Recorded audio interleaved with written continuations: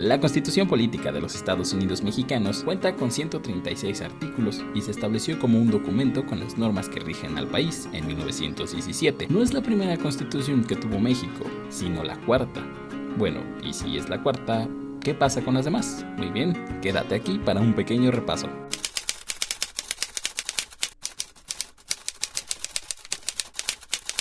Primero, ¿qué es una constitución? En palabras sencillas, es la ley de un estado que determina los derechos y obligaciones de los ciudadanos y que se encarga de delimitar el poder de las instituciones públicas. Veamos, sería algo así como la ley de las leyes. Desde que nuestro país se convirtió en una nación independiente, se han establecido diversas constituciones que son el resultado del movimiento histórico y las circunstancias políticas y sociales por las que atraviesa el país en determinada época. Antes de la Guerra de Independencia, México se regía por las leyes que se imponían desde España, con la Constitución de Cádiz, decretada por Cortes Generales españolas reunidas en Cádiz el 19 de marzo de 1812. Esta fue la primera constitución promulgada en España y una de las más liberales de su tiempo. Solo estuvo en vigor 2 años hasta el regreso de Fernando VII al poder. Ahora, la primera constitución mexicana en aparecer es la Constitución de Apaxingán de 1814. La Constitución de Apaxingán, o Decreto Constitucional para la Libertad de la América Mexicana, fue promulgada el 22 de octubre de 1814. José María Morelos publicó los sentimientos de la nación el 14 de septiembre de 1813, que establecían, primero, que la soberanía debería recaer en el pueblo, la división tripartita de los poderes supremos, el derecho de ser escuchado en un juicio y la abolición de la esclavitud, entre otras cosas. Todos estos estatutos se vieron reflejados en dicha Carta Magna. Aunque esta constitución surge en un escenario bastante turbio, ¿sabes? Después de la Guerra de Independencia y la muerte de Miguel Hidalgo y Costilla, José María Morelos queda con la enorme tarea de encaminar al país hacia una independencia real, es decir, un nuevo gobierno. Entonces se formó un congreso y ese gobierno tenía que crear un gobierno independiente. Para que esto fuera posible, debía de haber ciertas reglas que cubrieran los puntos importantes por los cuales la gente luchó. Por ejemplo, declarar la independencia de México, obviamente, prohibir la esclavitud o decretar una división de poderes, aunque aquel texto se basó principalmente en la Constitución de Cádiz, así que traía ideas españolas ya arraigadas en México, como leía por ejemplo su primer artículo: la religión católica, apostólica y romana es la única que debe de profesar en el Estado. Que, bueno, eran tiempos diferentes, y aunque venían en ella cosas más interesantes, como la ley debe de ser para todos, esta constitución nunca entró realmente en vigencia, porque en 1815 Morelos fue fusilado. Unos años más tarde llegaría la Constitución de 1824. Tuvieron que pasar 10 años para que al fin se promulgara la Constitución Federal de los Estados Unidos Mexicanos, el 4 de octubre de 1824. Para esto, tuvo que haber muchos tratados y otras tantas batallas, para que los que lucharon por el bienestar de México vieran al fin el fruto de sus esfuerzos y se sacudieran aquel primer tropiezo que tuvieron, que terminó en que por un tiempo existiera el Imperio Mexicano, que fue lo que pasó cuando Morelos murió y subió al poder Agustín Iturbide. Más de uno se dijo: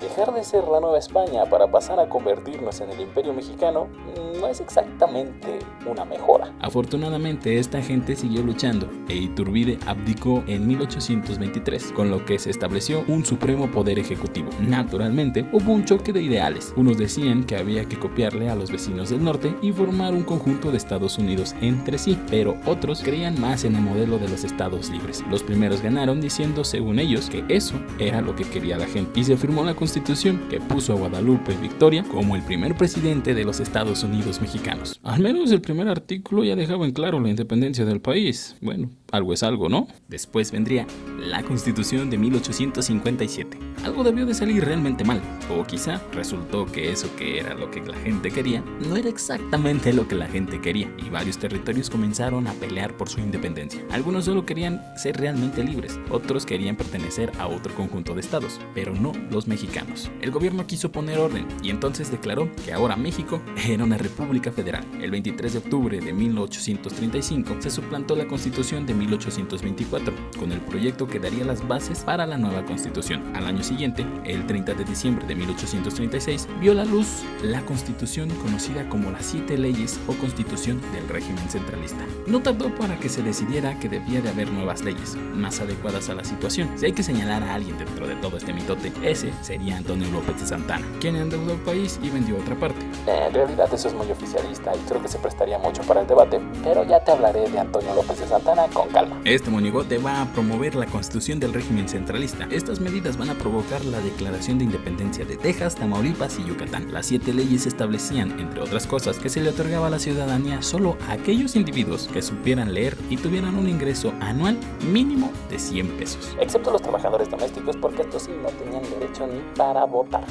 ¿Clasismo? ¿Dónde? Ahora los liberales, que desde la independencia venían diciendo muy chido todo, pero ¿cuánto de veras vamos a ganar? Ellos pusieron un verdadero orden con el Plan de Ayutla en 1854, que destituía a Antonio López de Santana. Eventualmente quedó la Constitución Política de la República Mexicana de 1857. Esta nueva Carta Magna de ideología liberal, redactada por el Congreso Constituyente durante la presidencia de Ignacio Comonfort, la cual tenía como fin construir a la nación bajo la forma de la República Democrática, representativa y popular. Esta Constitución quedó integrada por 8 títulos y 120 artículos que garantizaban los derechos del hombre. Y como no todos pueden quedar contentos, esto ocasionó un conflicto, el cual se le conoce como la Guerra de Reforma, en donde la nación estaba dividida en 2 grandes partidos, liberales y conservadores, los cuales ambos luchaban por sus ideales. Claro, esto es un resumen, no me linchen señores críticos y oficialistas.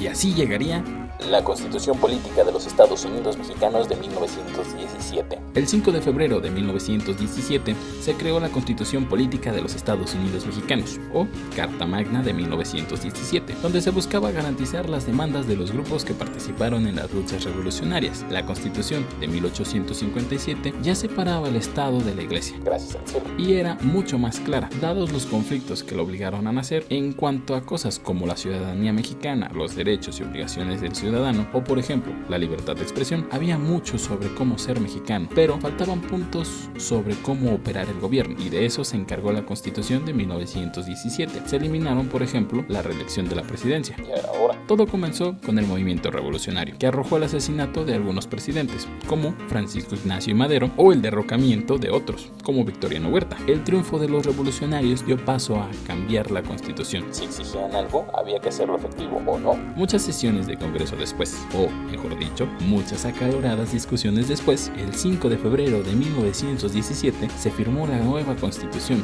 llamada oficialmente Constitución Política de los Estados Unidos Mexicanos, que además entró en vigencia hasta el 1 de mayo. En su momento fue considerada como una de las constituciones más adelantadas o avanzadas del mundo. Esta constitución logró lo que otras no: legitimar al gobierno y centrar el poder. Desde su promulgación hasta la actualidad, la Constitución de 1917, que cuenta con 136 artículos divididos en 9 títulos, y desde entonces no se ha cambiado. Solo ha sido reformada más de 700 veces, o como algunos le dicen, parchada, acomodada, retocada, modernizada, renovada, rejuvenecida, modificada, actualizada. Basta, creo que ya me entiendes. A veces para bien, otras no tanto. La actual se parece mucho a la de 1857 en cuanto a las garantías individuales, pero responde a intereses más específicos respecto al orden del gobierno, que es donde más se ha cambiado. Sea como sea, ya van 102 años desde que se firmó y contando.